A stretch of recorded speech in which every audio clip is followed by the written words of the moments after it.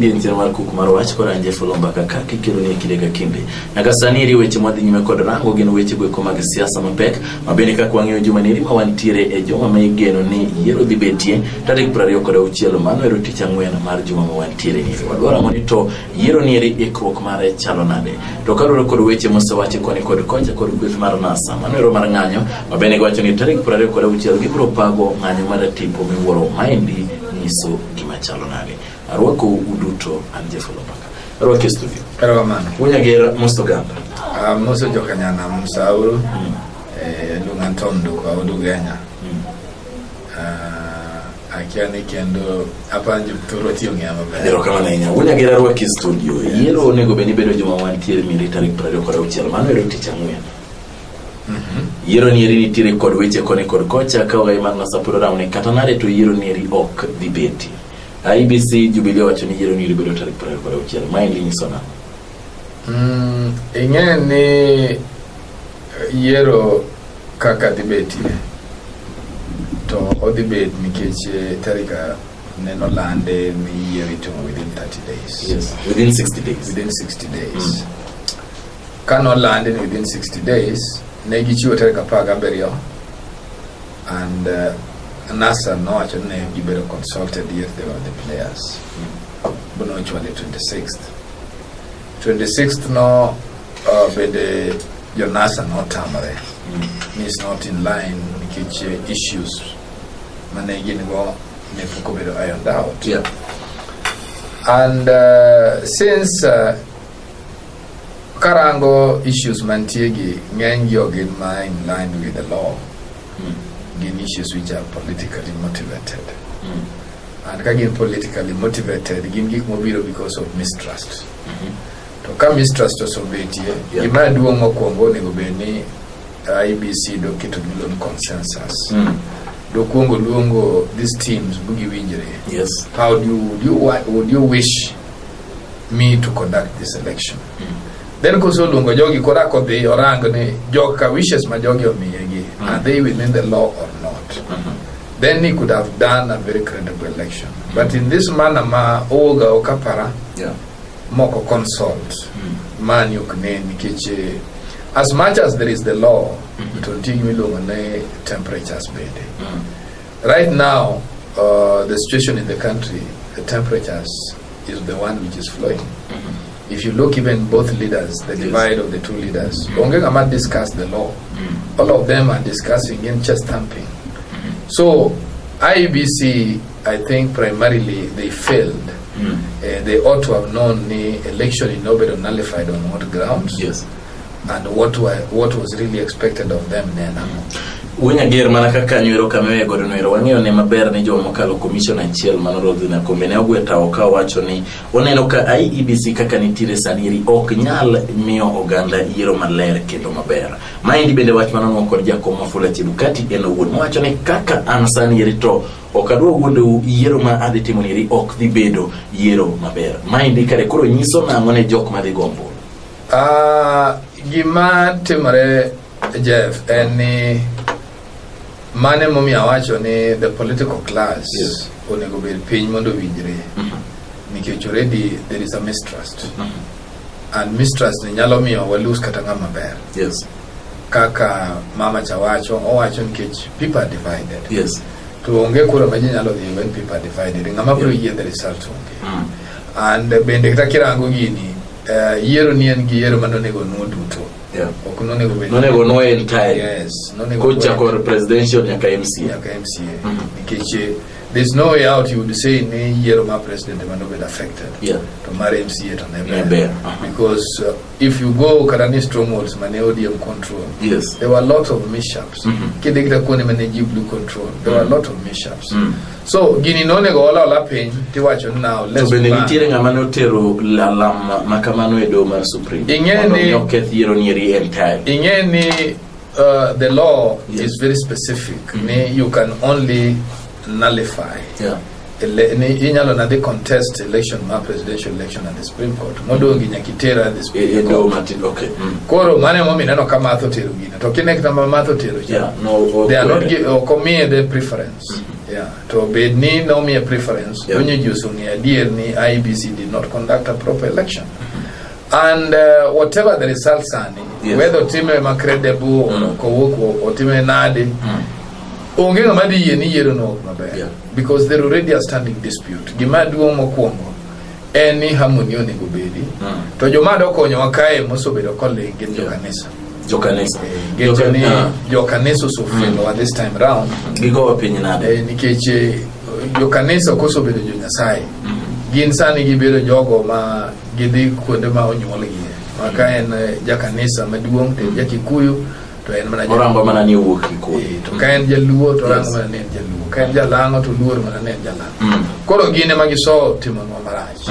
Nikech piny koso bedo belani the courts also bedo very firm. Yes. In fact the courts are lack and support. Yeah. Support magilak. Because the courts are also bedo victim maraya. Yes. Iso bedo victim majo siasa. To jomone go konyo jo kanisa. Majo kanisa go bedo fail. And kada kirango ani ngena rango gini in a way moroma kai ber to kone go be election better conducted, because I'm looking at why are other leaders within the continent, yes, especially one go East Africa, why are they quiet? Ngeche ni sane kirango there is nobody who wants to help us to have peace. Gina jok madwaro ni either ogiling mondo gine tingen ka kiny wadhi marach kaindi, they will take all the goodies that we have here to their end. Ibro nwanga ni kata gateway mwaso bedo kwa enjoy gi. They will decide and take them away. So as a country, I would think it is time for us to sober up. Election ni anokane tiende. I would not say in the terms of the candidates wacho, they are not going for election. But I feel now would say, I would talk as an ordinary Kenyan. Yes. Let us sit down and iron out our issues. We have lost much. Makrakaki will come another 30 days just to review what is happening. I don't think it would make us have any harm. But from there, we can move on a spirited leadership. Yes. So, I'm seeing things are not very much good. And I think we need to improve. To improvement, nyalo na beti 18 players. Yeah. Irokana nya wonyagero. Wach madwani mondo mi wadogie. Kinde kide kwa uoga kodi to moloyo duonde ma wan go gieki, moloyo independent institutions. Machalo kaka IEBC, samoro waja uoga e weche mag doho, samoro weche mag EACC. Kinde kinde isebedo kiwacho ni problem wan godo e piny mar Kenya ni wan kod institutions kata duonde ma ok osechung. Ogiseketo ground margi mondo ng'awiyo kaka woni wacho ni sani korodo nenore ka gima temo gin very firm. Nyiso ni duol machalo kaka IEBC mabende Uganda imiyogi omenda ma Uganda ema chulo en taxpayers money. Ne omigi 60 billion mondo mi gitim yiero maber. They had all the time. Mabende nyalo wacho ni ne gintiere kod thuolo chakre after yiero mar 2013. Ne gintiere kod thuolo duto mar keto everything in place. Then yudo ne wabire yiero ka ni tarik 8 dwe mar 8 yiero ni itere doho to do wacho ni yiero ni ne ok otim kalure kod chike makare. Sani ne gidwaro kendo bilion 10 ne ochako migi. Idwani mondo gitim yiero. Iparo ni kaka jopiny en ang'o monego beni koro jopiny rawoni to jogi kikawo imiyogi omenda wa mondo mi gitigodo.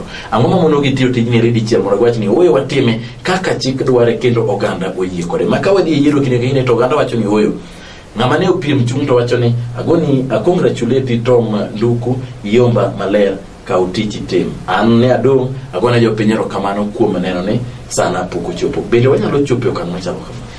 Wanyalo mana chopo ing'eni chike maria kamoro. Ordinarily, kikwa blame IEBC per se, because nitie sama chopo ma IEBC has to borrow leave from expertise from other field. To field magi borrow gi gin kuonde maji ai regions. Minyano anka a returning officers sechemoken japuonj ma ikor gwenge dala kuchande. And kata mai piny Kikuyu, kata mai piny Luo.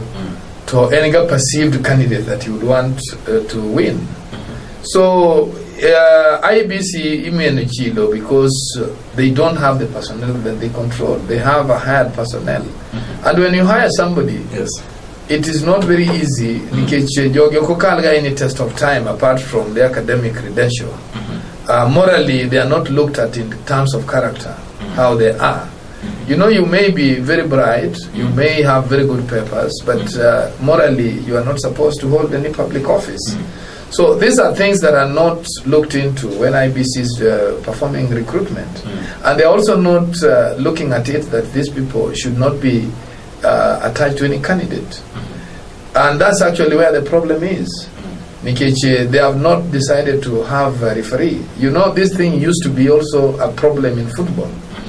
Until when you see these days, Kampira referee will make a wrong decision.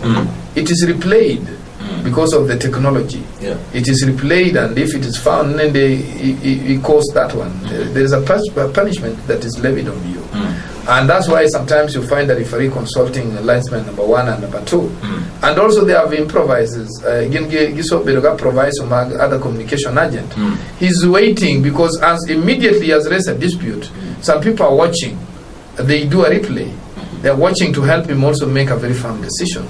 So in Enoka, at least this thing has really improved football. I think what we need to do, I know we can't walk at the same time now, but indeed, Joma, IBC, I still feel that they cannot do a very credible election because they rely majorly, primarily they rely on a borrowed leave of expertise. Especially the presiding officer and returning officer. Goni loka broka yo matene kai to luge to longa na yo kabende weche moko wadugo godo ichendo machalo kama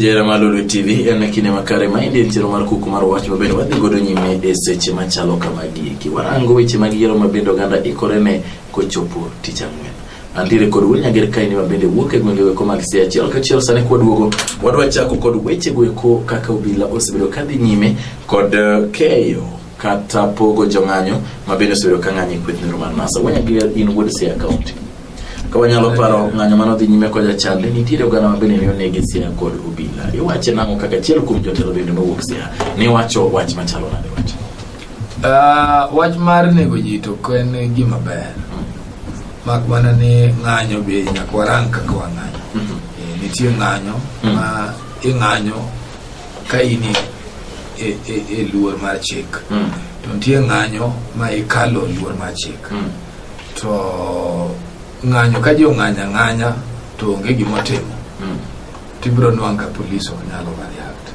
to ko ng'anyo bumulo gir ng'ato to always okelo problem gimomiyo mani wokie bende en ng'anyo bende moko witie tia gaso ken ng'anyo maber kodi nwanka gigi gin gik ma wuok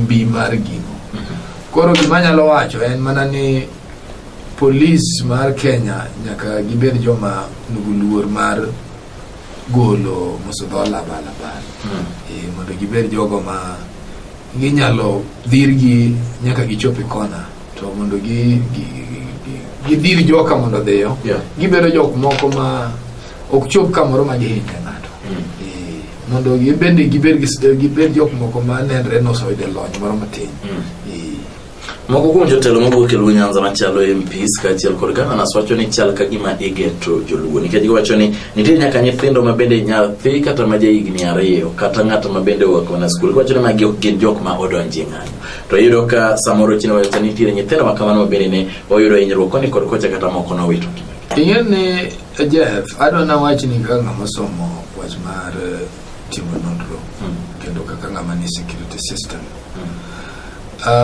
sama ng'anyo wuok koro onge ng'ama ni safeness ibinja mano ng'ato kikuodi ni sani police nyalo donjo kae tai ni bro wacho ni lenga koro gimana nyalo wacho ni jine sama wadhi timo ng'anyo to wang'any mabor kama wang'en raia nyalo hinyre wawe uketo ng'anyo kama wang'en ji nitie mang'eny makata kangwa ringo kwa nyaringo waduto ukete kama ji onge ukete kama ji onge makata kaen pap moro maku kosponu police decide nukoro golu to uringo kikete chunj bombe kikete chunj bombe kama ji odaki nikech police to kobiro mano kadwa wonde Jeff chakre kawuono onge sama nigiwe nikech police mokwongo sama ing'eji mang'eny ok ong'eyo kaka security operate nitie sama koro ineno kaka jo milion fanya fujo wonego gin sama gibiro koro gibiro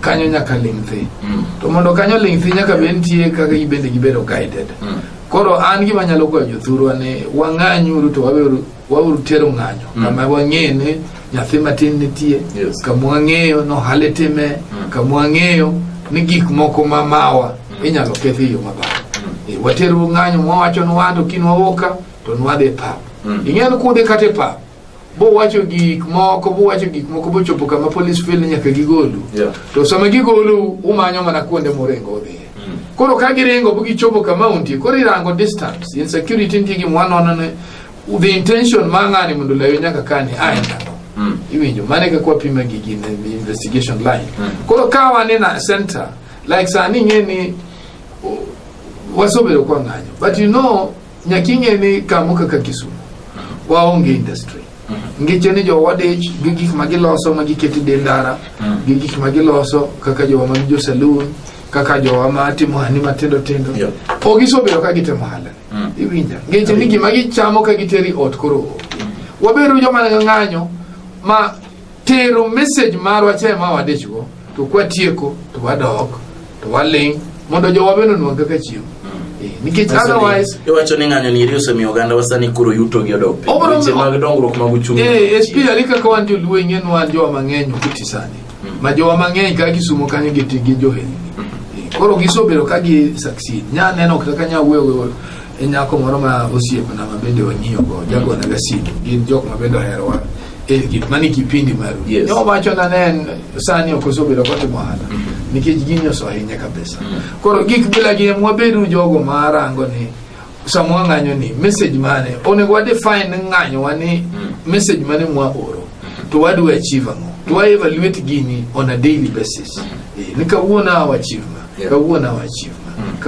achievement pero kana yabuja gere ni senator mother of all demonstrations mabende wache kodo gai mar nasa migosi Odinga ni ibro bagi korwege duto Thursday mindi nyiso nade wache ni mother of all demonstrations so ng'anyo mapek mogik ing'eyo to chieng' eri bende Uganda yiere serikal bende wacho ni ogibiyie ne ng'ata mondo mi ogeng' ne Uganda madwa dhi mondo mi oling'o mbolo mabende en ratiro margi machiko yiere ing'eyo no okang'eyo ne en mother of all demonstrations yo mane because an gima ng'eyo ne Kenya kae nitie million political divide kama kaka Nyanza we don't need demonstration kaja telo so wacho ni jogo dhi go kura okapani ji bro go kura makoro ng'anyo ne roko nego bedi nikech okapani ji bro go kura ma unless police modi golo ji udi no dhi go kura eka duoga order negative to kapani ji bro go kura Quran gi momi an ngato no wacho ni ng'anyo nitie I don't think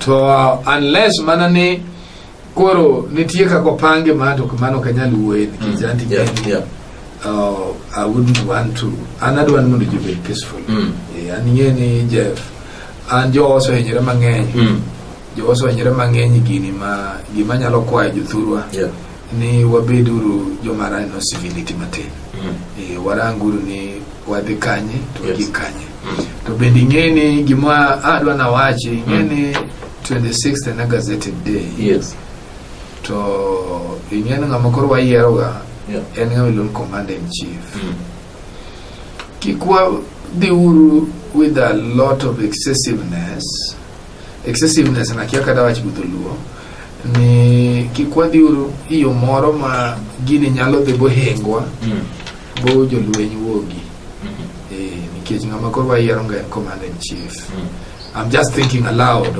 okawachi ni mane gima nyalo timore but kikwa timur gimoro ma nyalo miyo piny dhi ma obedo situation moro ma koro nyalo kitanda control nikech piny ni samo biro marach kama wana wanyalo renge ni Uganda to Uganda ineno yo mwachuni udio Uganda okane ka pinje moko gi are really ready to create peace African Union has not poko uwe nyaka sani kara na joma jo East Africa gi poko uwe nyaka sani and ipenjirin to really wadaki piny mane the UN have not poko uwe nyaka sani and kineno jomanyicha wawen kana nyalo rely on gin pinje maoko mabedo timo very heavy investment kai to gin bende nitie position magisoka Ero kama ngunya ngero triparo ni ka okwadhi yero kaki wacho no ero kaka ne wachi koroga imar nasani oganda kikidhi yero kaka jok mabende lo nyeweche mag chike matindo ge kimaindi gro nyisona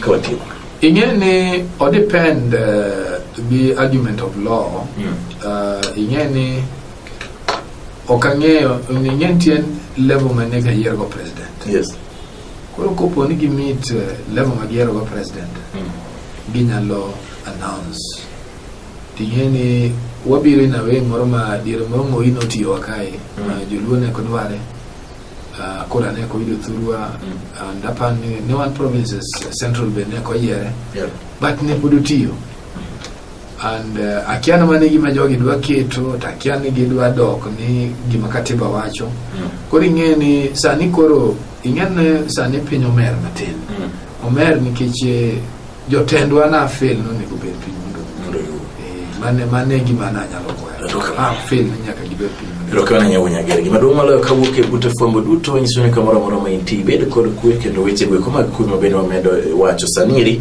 ka oganda ikore ni yiero machalo kamano kawuok e Lolwe TV anje Fulumbaka. Erokamano nyawunya gere kuom ka thuolo mari nyako chakora kendo oritu masani